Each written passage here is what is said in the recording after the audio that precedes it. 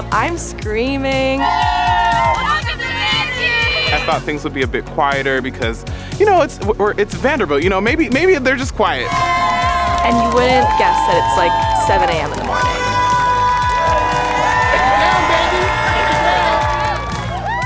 The Vanderbilt Move In experience is so awesome. It's always so nice because you get to just welcome people into your home that you love so much, and you hope that like they will love it one day just as much as you.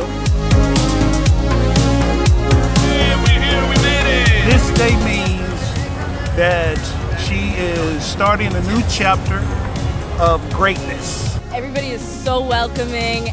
The campus is beautiful, the people are wonderful, and I mean, I just met my roommate, she's from Korea, and it's absolutely amazing experience. I know, She's like the selfie queen. Oh yeah, we're very excited having everyone arriving on campus.